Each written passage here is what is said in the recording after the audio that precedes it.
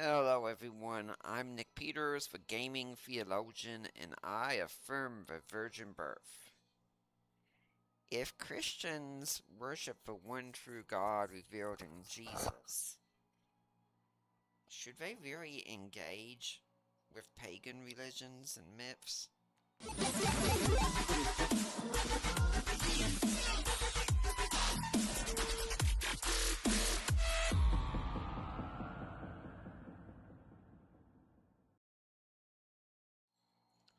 So, the last time when I was going through this, it occurred to me that since we have so many stories here about pagan myths in here and other gods, I thought, I wonder what some people might think about something like that. Yeah, I mean, should we really engage with something that has other gods in it or not? Now, when I was a small child, my older sister gave me a book she had. I don't know where it's at now, but I did a few months ago reorder a copy of it. Some of you might be familiar with it, Dolores' Book of Greek Myths. And I pretty much devoured that book. I loved it. I thought the stories were incredible. My personal favorite, which won't be a shock, seeing as I'm all boy, was the story of Hercules. I really enjoyed reading about him and all his labors and everything that he did. Is that okay? Are we treating these beings like they're real? And the short answer to that is, no, we are not treating them like they're real.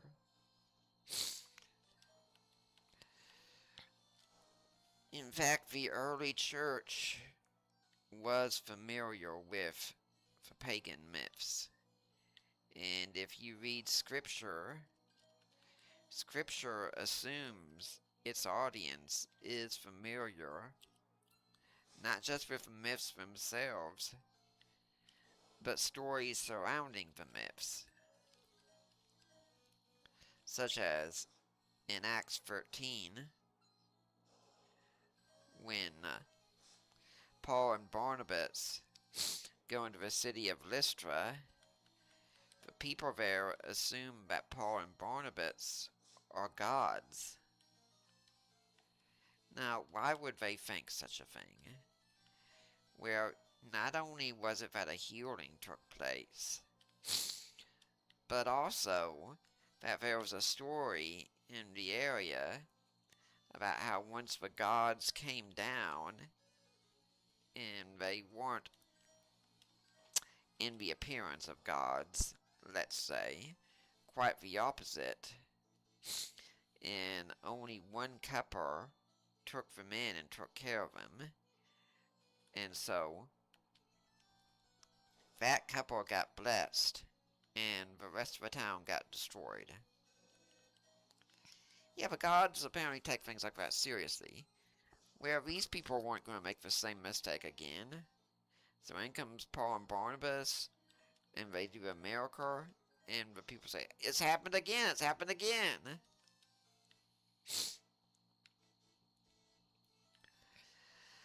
See, the Bible assumes that you understand what's going on in that story. It assumes that you know that this area was known for this, that you know who Zeus is and you know who Hermes is. All these things are taken for granted. It's what's known as a high context society.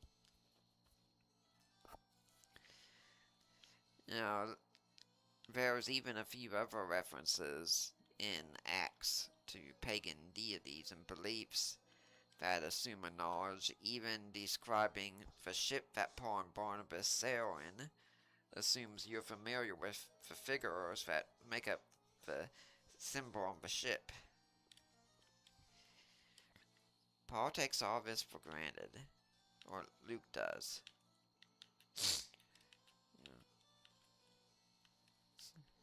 Gotta love that guy outright. All these people are talking about someone named Ashura. If you look at these statues, they do look very Greek.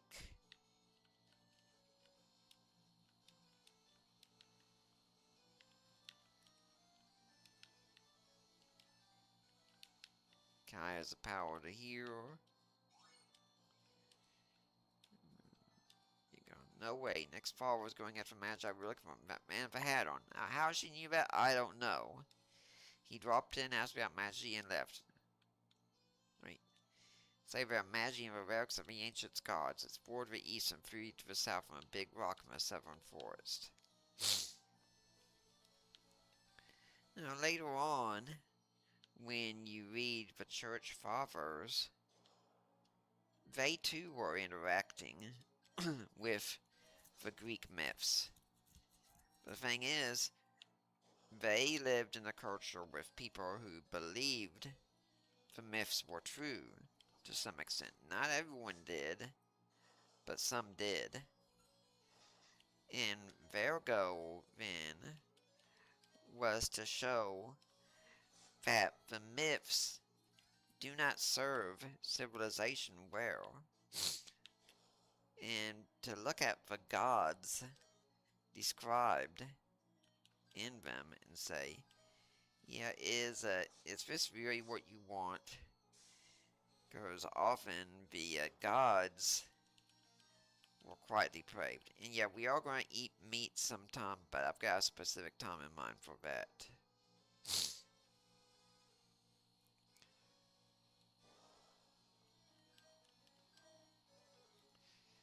And these are lizards, which means they're cold-blooded.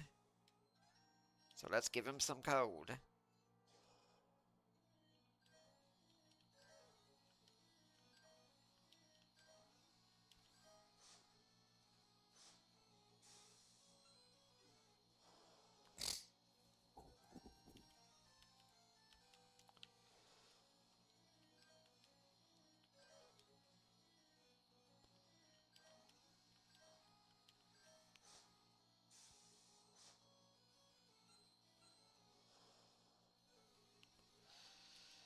So, the church fathers then would look at the myths, and they would use them in some ways, kind of like a template, and say, is this what you want things to be like? And someone like Justin Martyr would point to the myths and say, hey, you think we're doing something strange?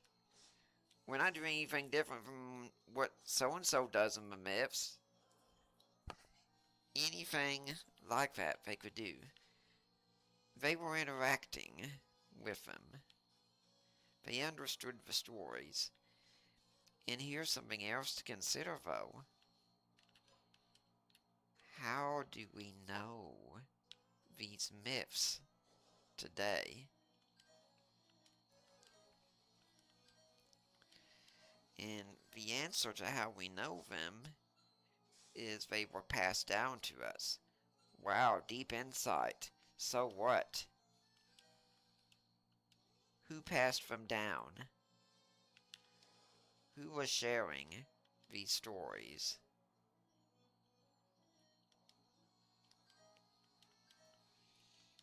If you want to know, yeah, if you set up your opponent, your character to attack someone, my opponent's gone by the time I get there, they miss their turn. It was for Christians who were handing down these stories. Now, the reason we have the Norse myths today is because a Christian took the oral accounts and wrote them down for us. Christians did this work. They wanted us to have these myths still today. Now, some of you might know some about Norse mythology, mainly from watching Marvel movies and seeing Thor. To which I think if you're wanting to honor a pagan deity, turning them into a comic book superhero is really not the best way to do that.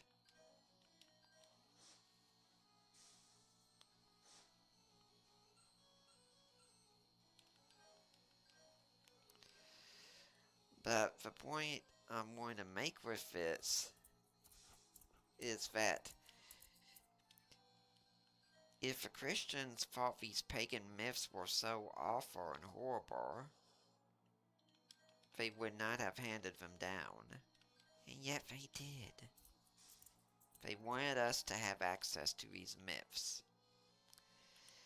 Now, what I would point to about these myths, and I'd even include things like the fairy tale C.S. Lewis talks about as well, and I mean, I'm not going to go into the point about Christianity being the true myth, even though that's an interesting point. But maybe some that could be connected with it, if asking the question, why do these myths resonate so much? The reason these stories, we don't know who these people are. They said, take the Magi and run.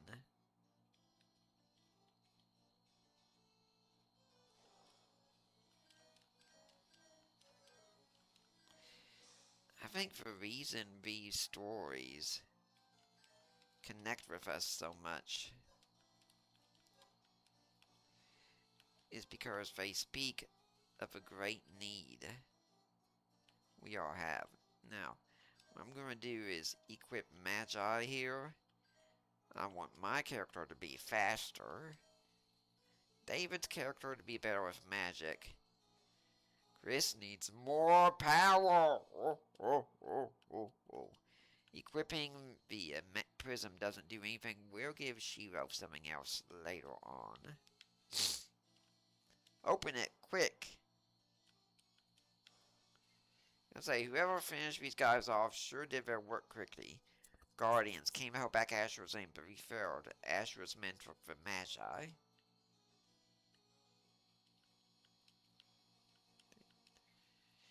Yep.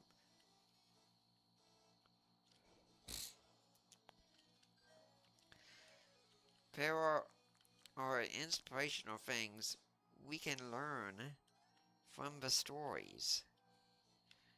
Valuable truths we can get out of them, even if the heroes aren't always the best people in the world.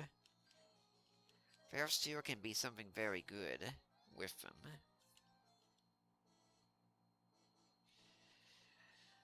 Why does the story of Hercules resonate so much?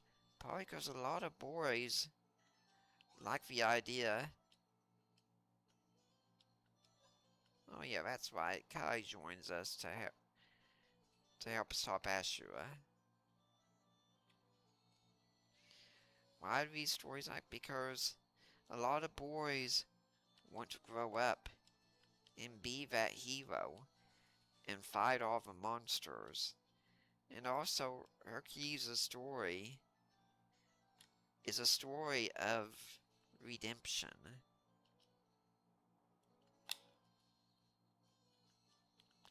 Hercules doesn't go on the 12 labors just because he wants to have an adventure. He goes on them because he's trying to redeem himself. Because in a fit of rage that Hera tricked him into falling into even, he ended up killing his son. Okay, what we're going to do here is we're going to... Oh, heck, let's see what all I can sell first.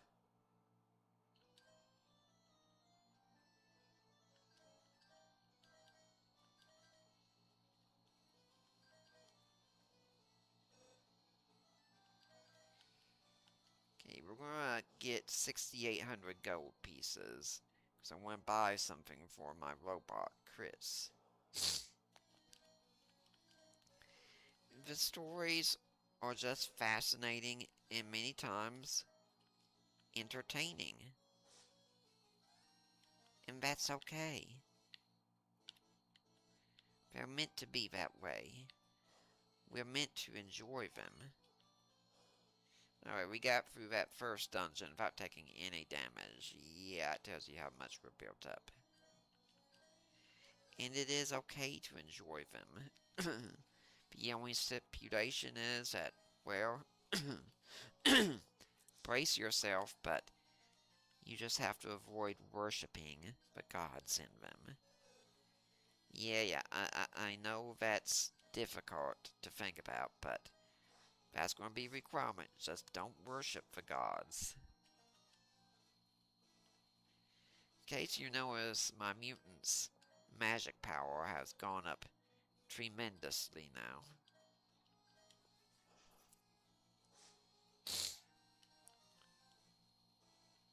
And the thing with special characters in your party is their stats never improve, so you sometimes want to be careful with how you use them. Let your stats improve by characters in your party who can improve.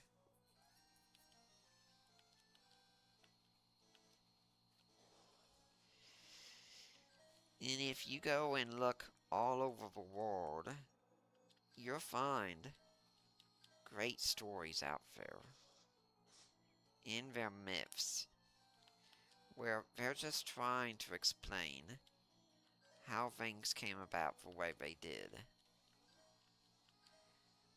Sometimes they are tremendously wrong.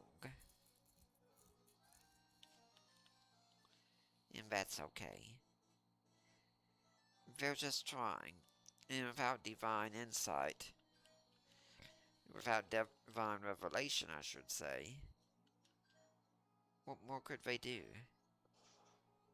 They did the best with what they had. But we can learn from them. Now, if you're reading Sunrow and you do think you really shouldn't be reading it, then you don't have to. And that's okay. And this is something we often miss out on also when I think about something like, say, the Satanic Panic that happened in the 80s, with the fear that Satanism was coming for our children. You know what ended up taking our children the most instead? It was more philosophies and worldviews, ideas that appeared on other levels. I'm not saying the New Age movement, for instance, isn't a threat. Of course it is. But you look at what they were getting into, materialism, just having everything you wanted then and there handed to you on a platter. That was part of it. And then sex. Kids started having sex outside of marriage regularly. But where they didn't fall into Satanism, yeah, but was that really the danger? Or were we scared that that was the danger? There's a huge difference. And frankly, if you're looking for the devil everywhere, you're going to find him everywhere. It just doesn't mean that he is there. And the danger of that is, if we looked at anything that seemed to have an element to it that was otherworldly, well, that would lead our children astray. Never mind that Christianity itself is otherworldly, that it holds to a God who comes from outside of our physical world to participate inside of it. Okay, we've got enough gold now, So we're going to go there and what we need. Hey, the more you level up, fighting lower enemies is less likely to fill you up.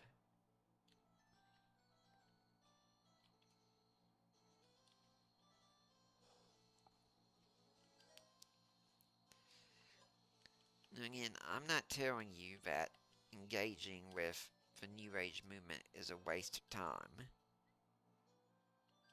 but I am telling you to balance it out. And yeah, my robot now has a submachine gun in a Final Fantasy game. Yeah, this was way before Barrett came along.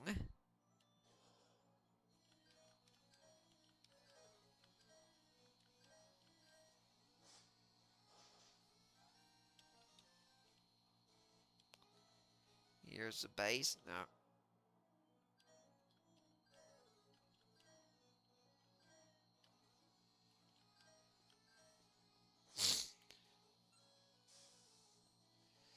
Now, some of you watching might be thinking, well, this game seems rather easy. Well, we haven't got to the difficult parts yet.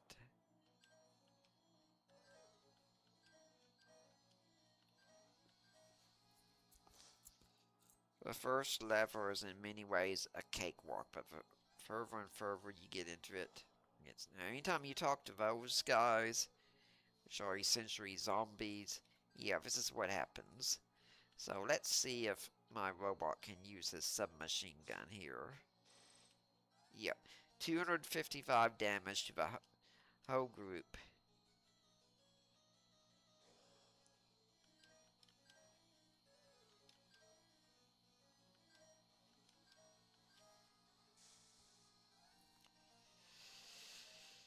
We had Christians panicking when Harry Potter came out.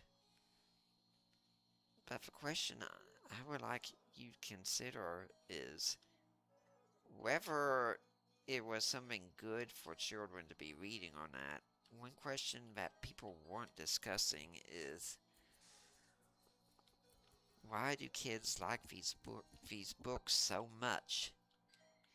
Even if you want to say, well, they shouldn't have liked them, even if you want to go that route, there is no denying their popularity. You have to ask why. There's been several stories with magic in them that hasn't captured the attention of children like Harry Potter has. Why? That would have been a great discussion to ask. I mean, would it really make sense to say, well, they like these books because they are attracted to the allure of the occult and they want to have all these special powers? Okay, maybe having special powers could work because, hey, that's why kids often like Superman and the X-Men and other figures. But there are several stories of a time that have magic in them, and kids weren't going crazy over them. There was something about these kids, these stories. I was looking at my characters and seeing what their stats are. What made these stories so appealing?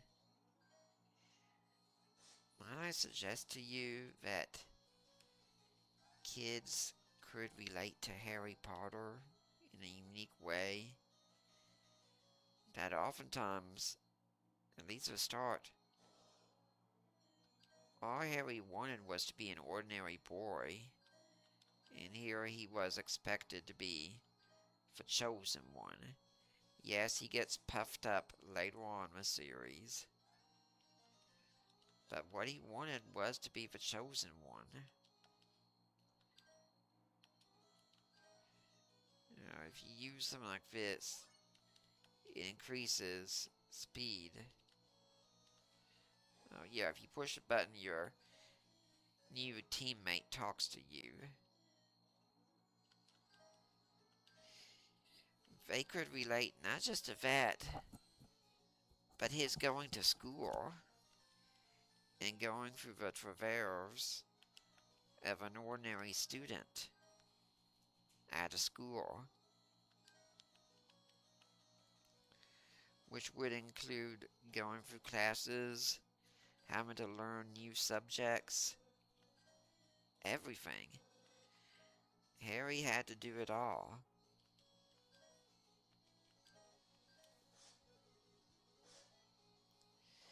And then, having relationships with other students, and as the series went on,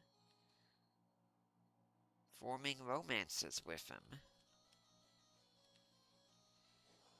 Kids understood that, and as they were growing up, Harry was growing up with them. He was a regular companion for them, and adults could look back and see their own time as well, what they went through. The true appeal of the Harry Potter series was not the magic. That was a catch to get you curious about them. The true appeal was the stories and how they resonated. And also, J.K. Rowling has said that if anyone knew the Bible, they would know how her series was going to end. Would Harry live or not? Because every book had a concept of resurrection in it, and the theme that love conquers all.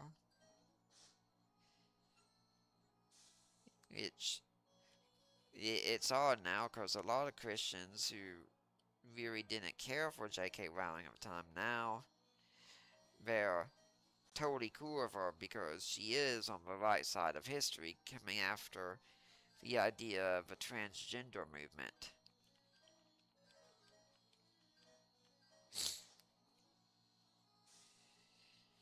Stories resonate with us. They're supposed to. Why do young men like Batman so much when Superman's out there? I mean, Superman can fly and do all this other stuff. Why do they like Batman then? Because in their minds, it's somehow conceivable that they could actually be Batman. Because Batman gets where he gets because he works hard at it. He is said to have what's called peak human potential. Now watch what happens with his strength here. It's only a little bit, but it goes up. Your robot stats get better and better. What's going on? How stupid of you to come here, Kai. The thing is, this guy is going to become a common enemy later on.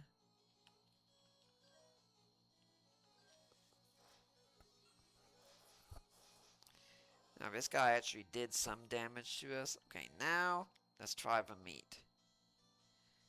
Baby D changed to Raven. And we're all healed up, and also, whenever a monster eats meat, all its health fully recovers. So now, we're going to give Shiro the defense. Now we'll increase his defense.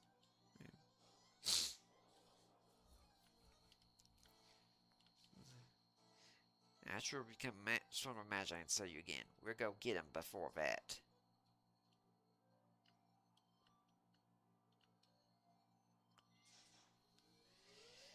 Batman is said to be peak human potential. He's a master detective. And I see you can't go to the next world here, so you have to go forward step by step. He's a master detective. He's mastered multiple martial arts. He's a billionaire. I mean, this is, alright, this is the only active town I know of in an RPG like this, at least from a Final Fantasy series, that has monsters in the town.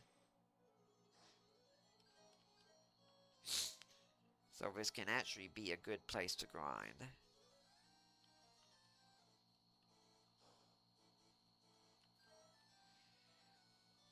Why do we like characters like James Bond? Because men want to be James Bond. They like cool gadgets, they like being a spy, part of it, they like the suave, debonair type, they like the fancy cars, and of course, they like the beautiful women. And what do the women often like? They like being romanced by someone like James Bond. I mean, last time I spoke out about trashy romance novels that women read, but let's face it, the reason women read those is because they like the concept of romance. And who can blame them for that part, at least?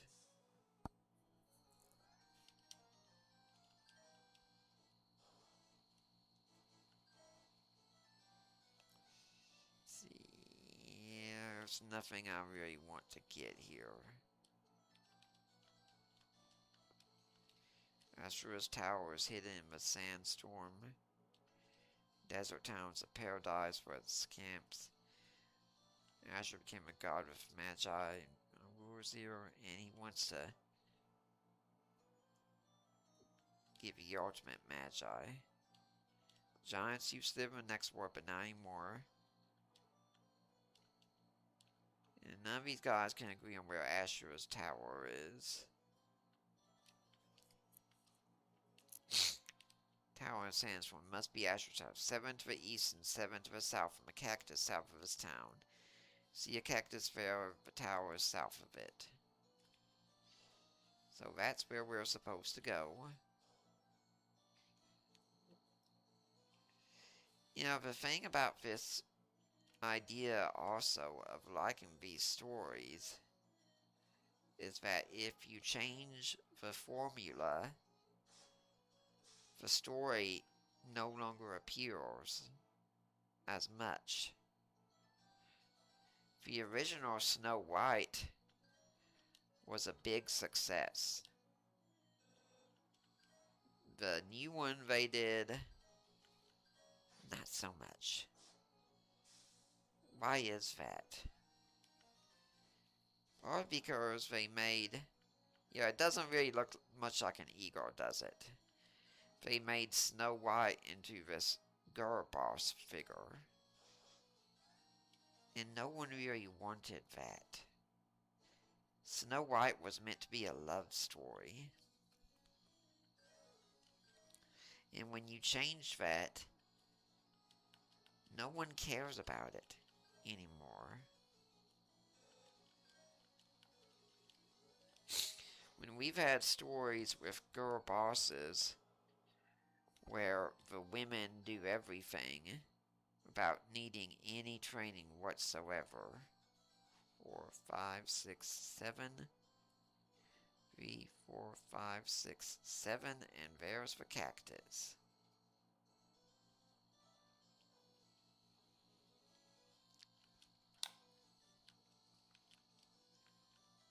The goblin used the power of magic and became a monster with 3 heads and 6 arms. That's Ashura. It's amazing how all these people in towns and RPGs just want to tell information to any stranger who walks right up to them. Spy went into the tower to get Ashura, but he got caught. Okay, well, how do you know he got caught? He did, but how do you know that? Okay, so we're going to do a little bit of grinding in the tower because we want to buy some of that equipment. Guardian spy. He's a guy with a hat on. Well, that sounds like someone we know. Take, for instance, the story of Rey in the Star Wars stories. Why did those stories not resonate as well? Because Rey didn't have to go through any of the training. It was like she just showed up and then, oh, all of a sudden she's a master at everything. The fans didn't like it. And once you start changing the story, the model, people don't like it as much. These stories resonate for a reason. Women still want to be romanced. And men still want to be the heroes and protect women. They don't just want to love women, they want to protect them. And this is something that's built into who we are. That's something else these stories often did. They could give you insight into the human condition. A lot of myths did show the way people saw one another, and as much as the gods were often, they weren't often the best role models, there were also still lessons that could be learned from the myths. Lessons about how to live. In the Symposium, for instance, one of Plato's dialogues, he tells a story about how the gods were looking down on humans and were getting concerned that humans were getting too powerful and would be a threat. So Zeus throws a thunderbolt down, and as a result, these humans who at the time had 4 arms and 4 legs and 2 heads, they were split in 2. And so what happens now after that? That humans are running around trying to find their other half. What does that sound like anything we resonate with today? I mean, isn't that pretty much the story we use when we talk about dating?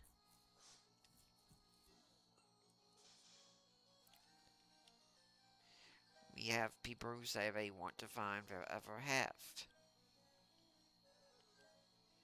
It's an idea that resonates with us for a reason.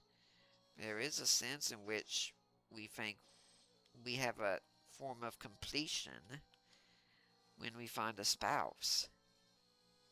And in a way, that's true. There is something lacking in us. And it's not something that all of us have to have. And definitely not everyone in history did, but for instance, to be blunt, if you want to reproduce, you need that other half. They kind of play a little role there.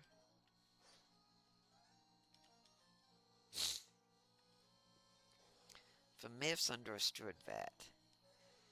So what I encourage you to do, if you're interacting with the myths out there, is first off, even if it's something secular, try and look at the worldview message that is being given. It could be a regular political message that's being given. But when people tell a story, they want you to learn something from that story. Now, from a Christian perspective, it could be something that's not true that they want you to learn. But the thing is to try and find what is that story? What does the author want me to walk away with? What does he want me to know at the end?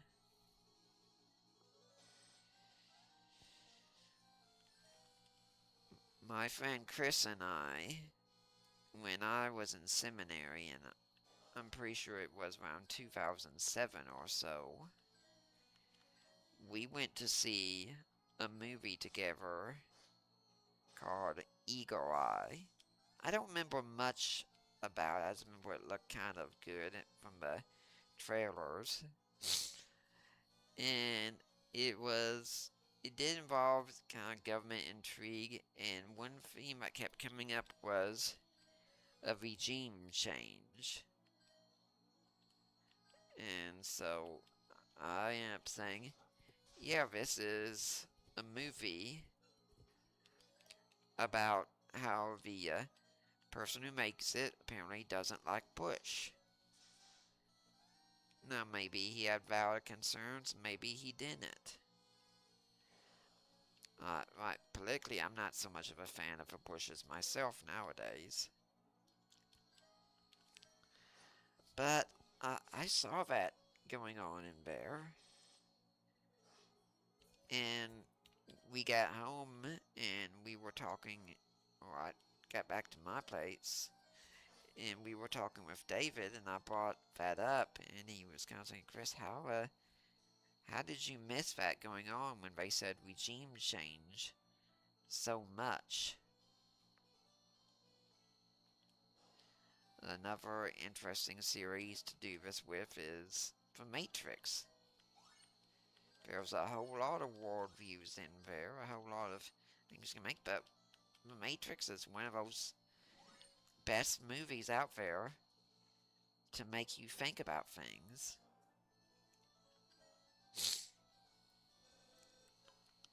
Okay, so we're going to get these weapons for our robot here. His strength and his hit points have gone up again.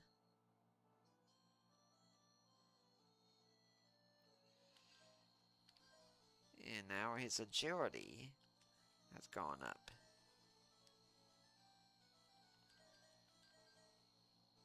And whenever he de-equips some of that, it also loses some of its power. Now, did I stay at the end or not?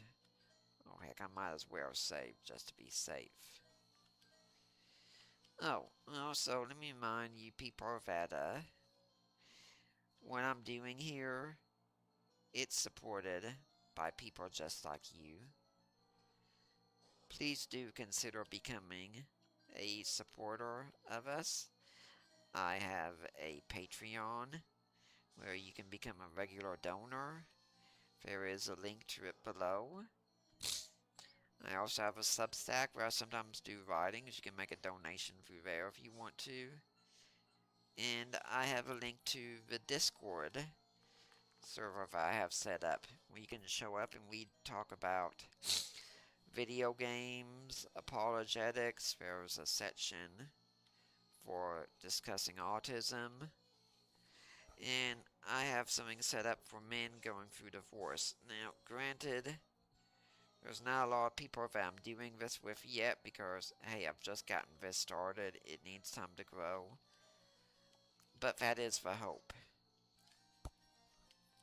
So please do come by. I'd really like to see more of you there. Please like, comment, share, and subscribe. Last I checked, we're at 138 subscribers. I really want to see that grow a lot. My hope is for this work to be something to reach out into the gaming world, to show other gamers that Christians enjoy the material, and we can interact, and we can discuss Christian themes as well. And generally, I find the gaming community is very open. So help make my goal a reality. And if you have a topic you'd like to see me talk about sometime, let me know. I'm very open to that idea. I'll try to make things go about. If you remember, this was the first mini-boss we came across. And now he's a common enemy and there's 5 of them. Oh yeah, he's not doing a lot of damage to my robot. To which, now I'm thinking, my robot should take the lead. So when the lead is going to be attacked the most. And he's got the best defense so far.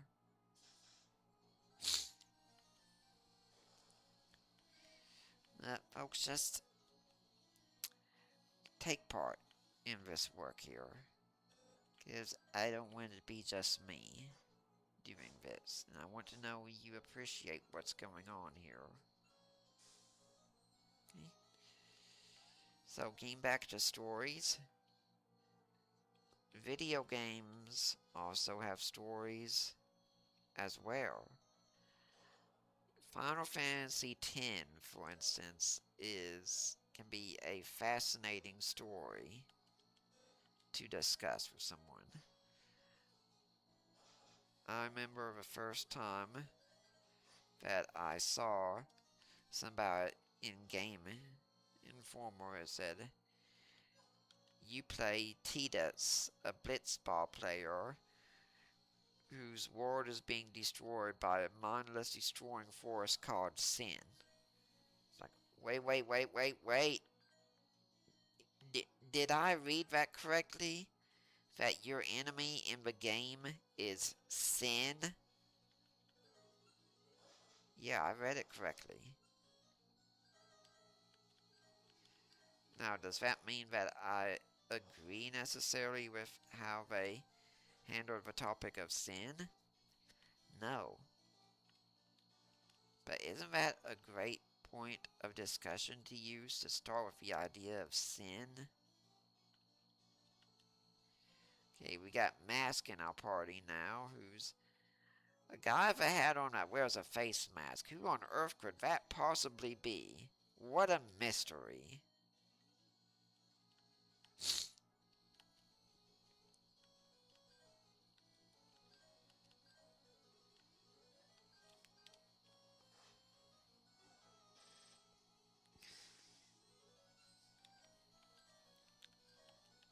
Okay, we're not going to use the SMG on something like that.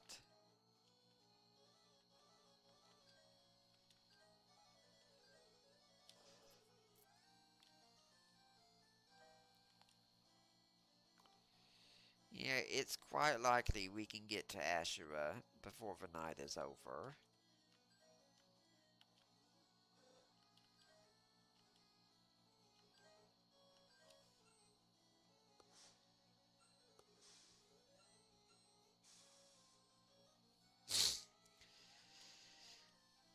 If you all get caught up in the secondary details, such as, oh, if this has magic in it, you'll miss the primary ones. I mean, there's a lot of science fiction out there that has no magic in it whatsoever, but it has a horrible worldview, a very materialistic worldview, and you can't, even if it has a bad worldview though, you can still take a lot of good things and enjoy them. Take the wheat, throw out the chaff. There are a lot of people out there who enjoy the Star Wars series. The Star Wars series is New Age. That's not really a secret. A lot of people enjoy Star Trek. Star Trek is about humanism, materialism. Matter is all there is. Not really a secret, but you can enjoy them without becoming a humanist or without enjoying the New Age. Now, can we say maybe you need to discern at times? Yeah, sure, there's no harm in saying that. And now my defense has gone up even more. keep pushing the wrong button. Magic. My mutant needs magic the most. And this for more power. Oh, oh, oh.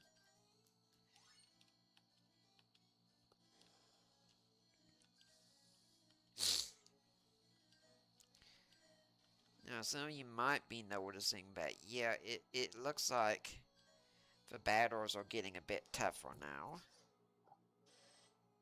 And if you're noticing that, you're noticing correctly. I'm not going to risk eating meat so close to a big boss battle.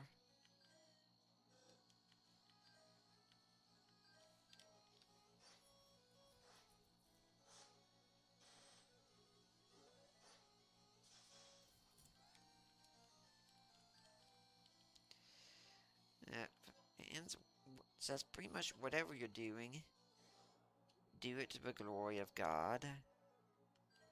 As I say, you're not going to get contaminated just because you read something that disagrees with you. And frankly, if reading a book destroys your kid's worldview, maybe you didn't train them enough in it. Where here's Ashura, which is, I believe, a figure from Egyptian mythology. In fact, he has shades to the very same figure we fought in Final Fantasy IV. I love the boss battle music. I was about to send someone to tell you that my man already micronized Wanda Kai's body. What did you do to her?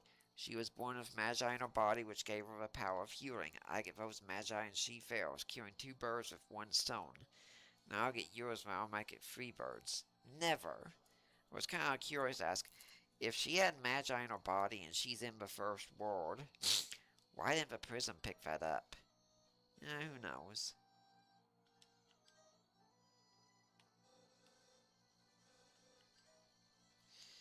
Now, Ashura is immune to all magic, so that's a no-go right there.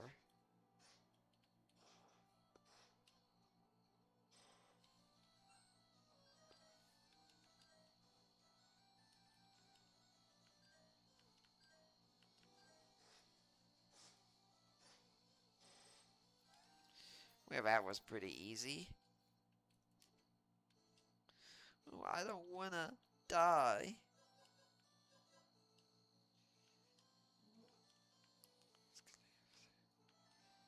Now we go to see Kai here. And yeah, we get all healed up again.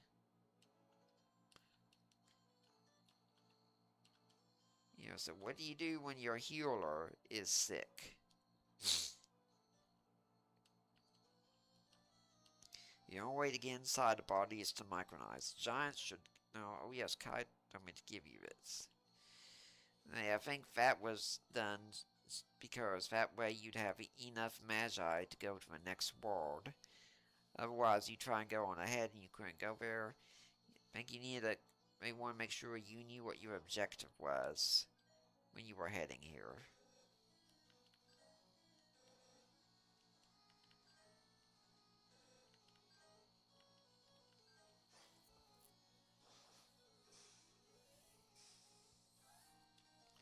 Okay, let's start seeing what happens when you... Okay, well that's an okay monster, I guess.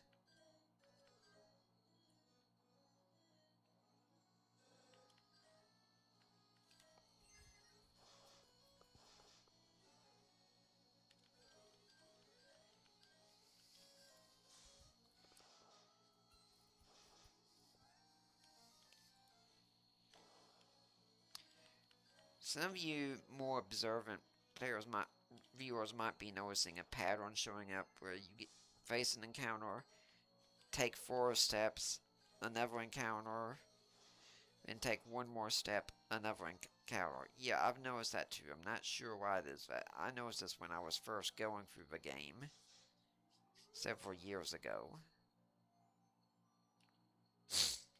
So now we're off to Giants World, which we've been told there are no giants in this world, which is kind of disappointing.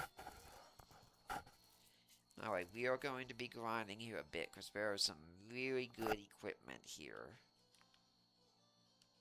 Giants wouldn't be like us humans, so they became small and left here. Giants no longer live here. Giants Town Stereo is too big, nobody's living there anymore.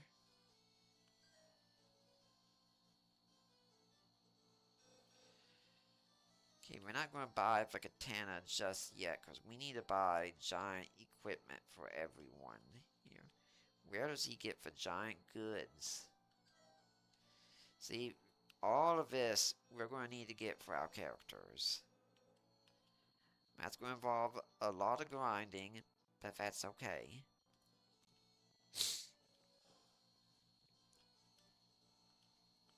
See Johnny there? Me think he used to be a giant.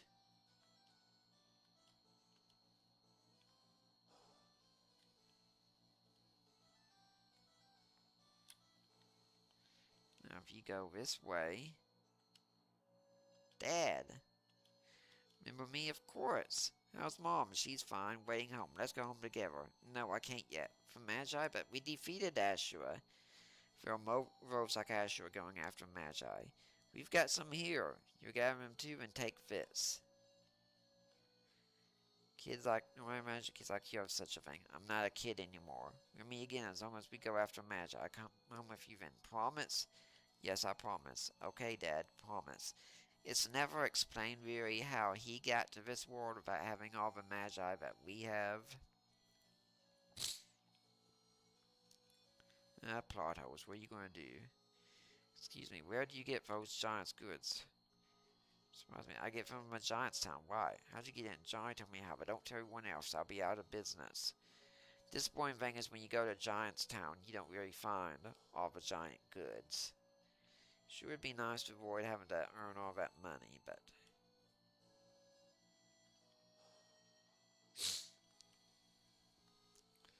Okay. Stairs in the northern part of Giant's Town. It's pigmented different in the others. You can get in from there. You think I'm a giant? No. Okay, then I'll give you another clue. You can climb up the shelves in Giant's Town. Now, if you had said yes, well, that's not true. That's it.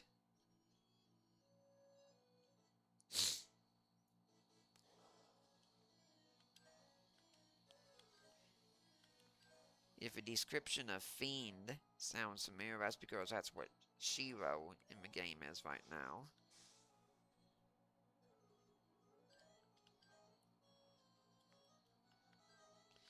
That way, when an enemy uses an attack like,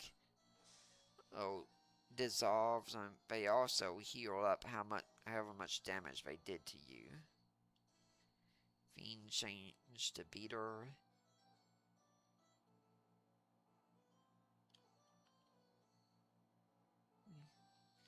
Now, in here, Rhino is now a common enemy.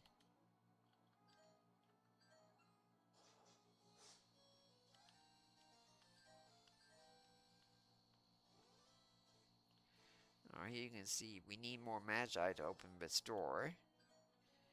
Which that's the game's way of telling you, hey, I don't want you to go here yet until you've done something else.